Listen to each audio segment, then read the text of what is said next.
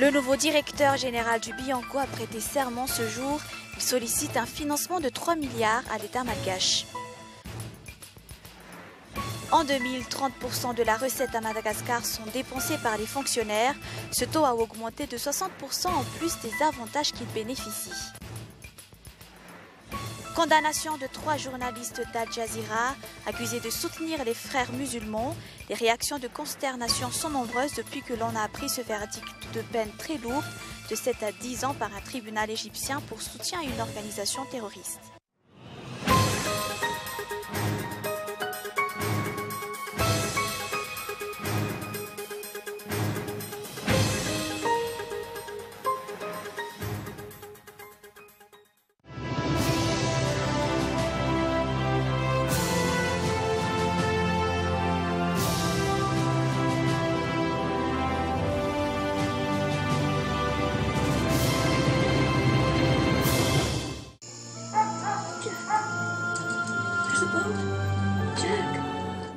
Avec Philips, entrez dans un monde de rire,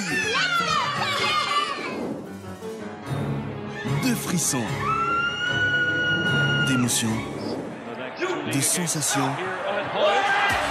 Vivez le grand spectacle de la Coupe du Monde avec la série 9000 de Philips, la Smart TV à écran 65 pouces Smart, LED Ultra HD. SIDEF, une garantie de qualité.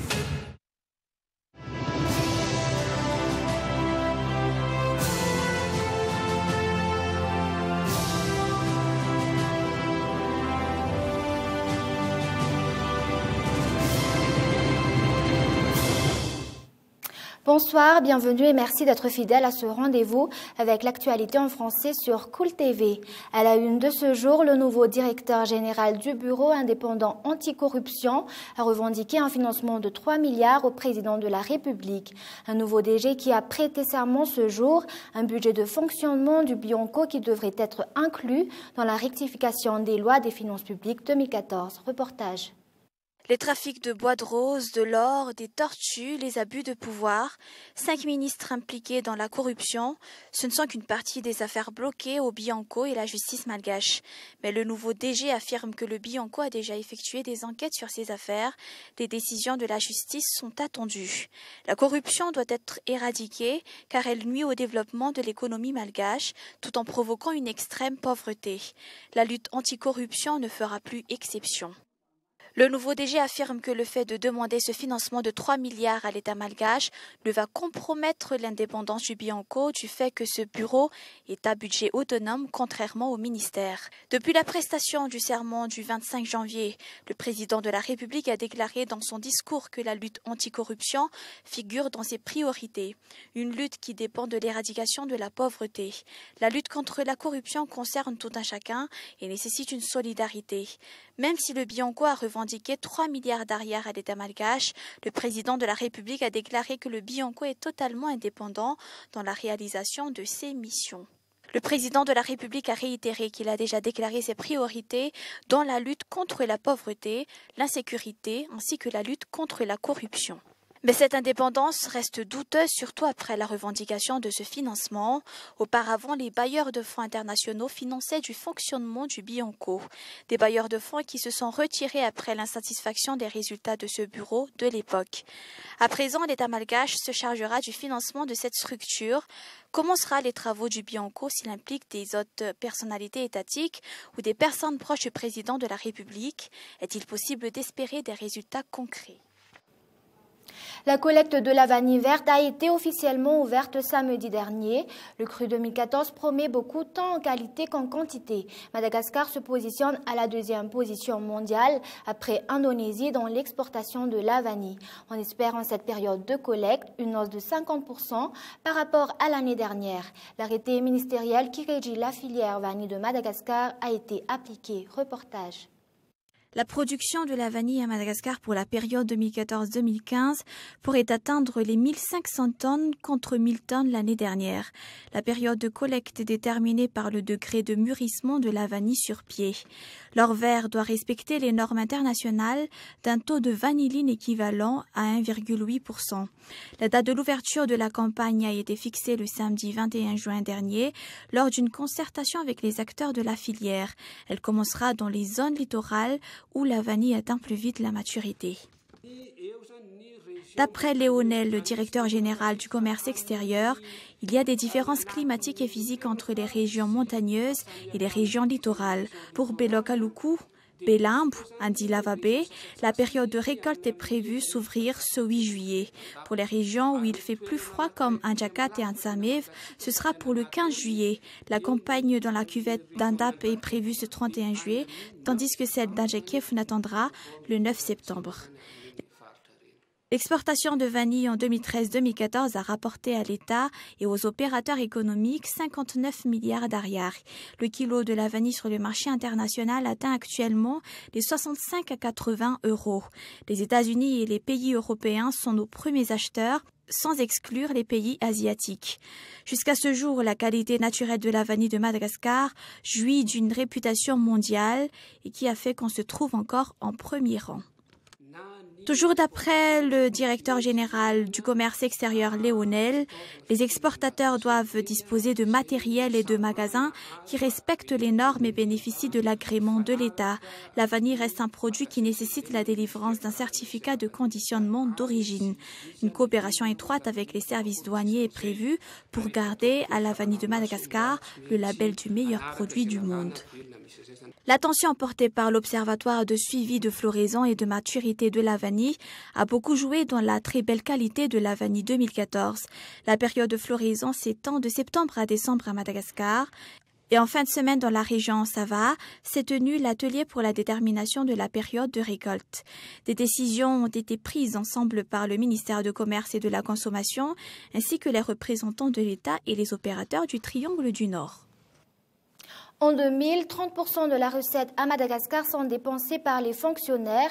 Ce temps a augmenté de 60% aujourd'hui, en plus des avantages qu'ils bénéficient. Le président de la République a annoncé ce jour que des efforts devraient être menés par les responsables pour la mise en place d'une méthode de travail efficace pour éradiquer les fonctionnaires fantômes qui comptent aujourd'hui 150 000 et qui dépensent 3,6 milliards par an. Reportage. Les fonctionnaires comptent moins de 7% de tous les salariés à Madagascar.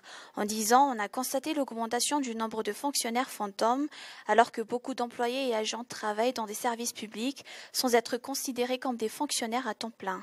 La raison, les fonctionnaires fantômes occupent les postes budgétaires. Dans chaque ministère à Antananarivo, par exemple, il y a 250 vacataires qui attendent leur intégration. Le ministère de l'Éducation nationale n'en a pu intégrer que 3 000 alors que 80 000 enseignants sous-payés par les associations de parents d'élèves, les FRAM, attendent d'être payés comme fonctionnaires de l'État. Les 150 000 fonctionnaires fantômes ne sont donc pas des fonctionnaires, mais des personnes que l'État prend en charge à son insu. Ces fonctionnaires fantômes pèsent lourd sur le budget de l'État. D'après le président Razonar Mampian, il faut regarder de près le nombre des fonctionnaires en activité et de ceux qui demandent à le devenir, car il y a effectivement des fonctionnaires qui ne travaillent pas mais touchent un salaire. L'État dépense 3,6 milliards par an pour ces fonctionnaires fantômes à Madagascar. Le dernier recensement remonte en 2006. La cause principale de cette situation est l'instabilité politique. Le président de la République a annoncé ce jour 3 grands points qu'il va falloir discuter. D'après le président de la République Razonar Mampian, nous allons améliorer ce secteur, non seulement le salaire, mais également les conditions de travail, ainsi que les lieux d'affectation. Tout cela fait partie de l'amélioration du service public. On espère que cela contribuera à la bonne qualité du travail. On attend ainsi un recensement strict des fonctionnaires dans chaque département. L'augmentation du nombre des fonctionnaires fantômes prouve bien et belle l'existence de la corruption dans le secteur à Madagascar, une situation que l'État n'arrive pas encore à gérer. 15 cas de fonctionnaires fantômes ont été constatés par les surveillants spécialisés en 2013, un nombre minime si l'on regarde la somme exorbitante des dépenses salariales indues.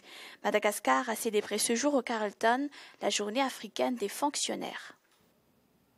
Le moment est venu pour rétablir la sécurité à Madagascar et l'ouverture des diverses compagnies aériennes dans le secteur international. Une conclusion qui ne touchera peut-être pas l'ACM, 2 mois après la recertification des compagnies aériennes dans le but d'éradiquer Madagascar dans la liste B. 2 compagnies sont jusque-là fermées et une seule a eu cette recertification. Reportage. L'ACM n'a jusqu'ici que 1 mois pour les dernières vérifications des 7 autres compagnies restantes. Madagascar Transair est la seule compagnie privée ayant eu cette certification. Par rapport à cela, Air Madagascar et Transair sont les seuls à avoir rempli les conditions de l'OACI. Le délai donné par le directeur général de l'ACM sur la suppression de Madagascar dans la liste B le 15 avril dernier, où il a proclamé que toutes les recertifications des 11 compagnies aériennes à Madagascar seront effectuées avant le mois de juillet. D'après les informations reçues, il a fallu 3000 heures pour effectuer tous les travaux dans l'amélioration de la certification de Madagascar Transair. Par rapport à cela, l'éradication de Madagascar dans la liste B ne se fera peut-être pas encore après la réunion de l'Union européenne le mois de novembre prochain. Il est à noter que le fait que Madagascar reste dans la liste B a des impacts négatifs dans l'économie du pays. Sur le plan social, 40 MW d'énergie électrique par jour se perdent à Antananarivo à cause du vol de courant dans les foyers, selon une source auprès de la JIRAMA. Des études effectuées en 2008 estiment à 10 MW par jour l'énergie électrique détournée dans la partie nord-ouest du quartier des 67 hectares. C'est une des raisons de la baisse de courant dans certaines zones, comme la cité des assureurs Itos et ses environs ou les quartiers d'Amboudiad par exemple. Un technicien préconise la manière forte et de le considérer comme un vol passible d'emprisonnement. Richard Fiennin, ministre de l'Énergie, s'est exprimé ce jour sur le sujet. Reportage. Les besoins journaliers d'énergie électrique d'Antananarivo et de sa proche banlieue sont estimés à 197 MW en début de soirée et la nuit. 30 MW sont détournés selon les enquêtes de la JIRAMA et échappent au contrôle du compteur.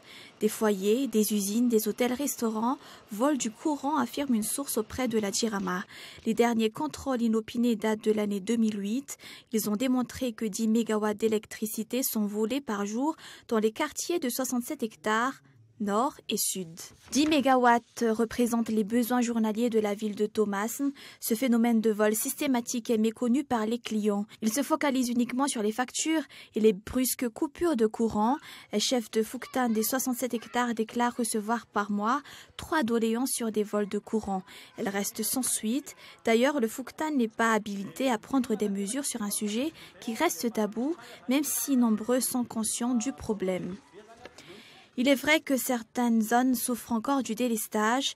Le vol de courant en est la cause principale à Tsimjan, aux 67 hectares, à Mbuipu, à Ivat, à Manzakaray, à Mbudvun et dans des régions comme la Varajandu. Ces stratégies doivent être mises en œuvre pour les surprendre. Les coupables, par exemple, peuvent être condamnés à la prison pour flagrant délit de vol. C'est d'ailleurs la proposition d'un technicien de la JIRAMA. Une loi y afférente est en cours d'élaboration selon le ministre. Le vol de courant est une des causes principales des difficultés pour le rétablissement de la JIRAMA. De plus, on ne peut pas encore compter sur le pétrole lourd extrait de Tsimrour. La vastuité des matériels sont les causes secondaires du délestage dans la ville d'Antananarivo. C'est un des points forts de la collaboration du ministère de l'Énergie avec la Banque mondiale. En font aussi partie des modifications dans les textes. La JIRAMA doit être transformée en établissement commercial. 3 jours avant la fête de l'indépendance, les drapeaux malgaches hissent sur la majorité des maisons d'Antananarivo. Le marché est envahi par divers jouets. À part les lampions malgaches, les jouets d'origine chinoise comme les yo-yo qui ont déjà été interdits de vente, ainsi que les lasers qui ont déjà emmené un père de famille jusqu'à l'emprisonnement à l'époque de l'ancien chef d'État Marc Ravalomanana, prennent également de l'ampleur dans les marchés. Les lasers étant des articles qui nuisent la santé, d'après un enseignant-chercheur, faire partir les esprits maléfiques, tel le but de faire la ringe. Un reportage. Dans 3 jours, nous fêterons le 54e anniversaire de l'indépendance de Madagascar. Malgré l'envahissement des marchés par les jouets venant de Chine, les lampions malgaches restent primordiaux pour les malgaches. D'après un enseignant-chercheur, la lumière des Arinj sert à chasser les mauvais esprits. Pour ces mères de famille, elles ont choisi d'acheter les lampions d'origine malgache.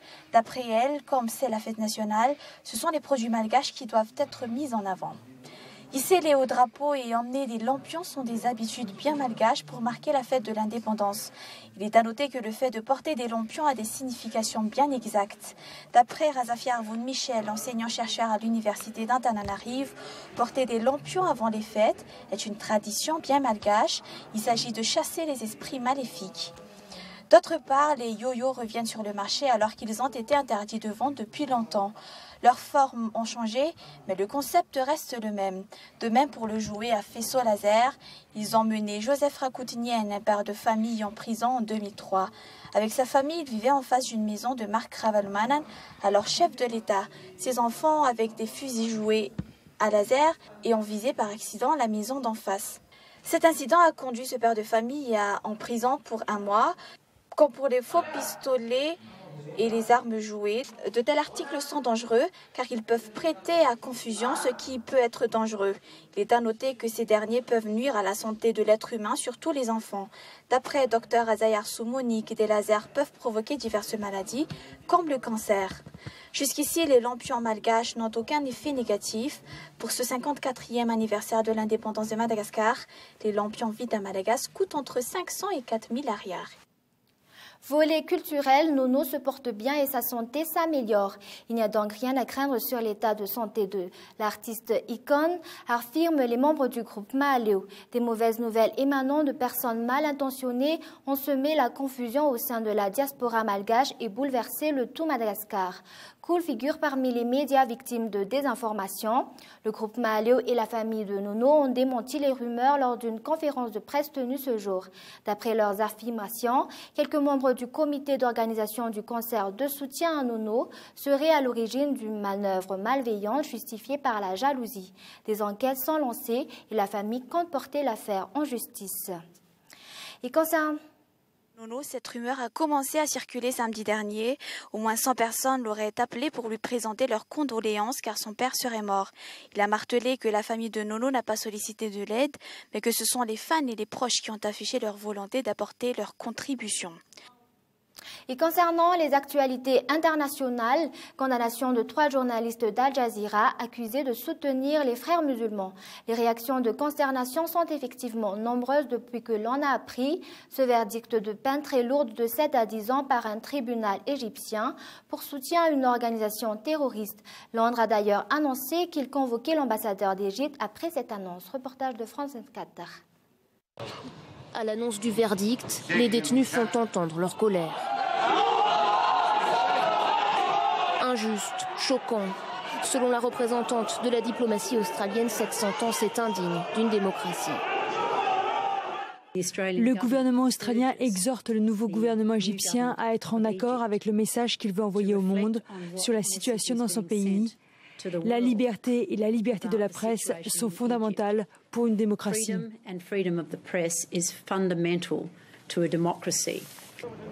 Baher Mohamed Fadel Fahmy et le journaliste australien Pete Gresta sont détenus depuis près de 160 jours. 2 d'entre eux ont été interpellés dans cet hôtel du Caire en décembre dernier. Ces images avaient été diffusées par la télévision égyptienne juste après l'arrestation. Ils sont alors accusés d'avoir cherché à nuire à l'image de l'Égypte et de diffuser de fausses nouvelles en vue de soutenir les frères musulmans. Au vu des éléments à charge, les familles des accusés étaient persuadées qu'un acquittement serait prononcé. Pour elles, 7 à 10 années de prison, c'est incompréhensible. Ce verdict est faussé. Je ne vois pas comment les juges ont pu arriver à cette décision. J'aimerais entendre leurs raisons pour cette sentence. Ça ne veut rien dire. Ce verdict intervient sur fond de répression sanglante et de procès expéditif des pro-Morsi, seulement 2 semaines après l'élection à la présidence d'Abdel Fattah al-Sisi. La communauté internationale attend beaucoup du nouveau président dans cette affaire. Tout de suite après ce journal, suivez l'émission Cool Sport avec Mialane Marzon, ensuite le Team Mondial. Et c'est la fin de ce journal. Merci de l'avoir suivi. Nous vous donnons rendez-vous demain à la même heure. Au revoir et bonne soirée sur Cool TV.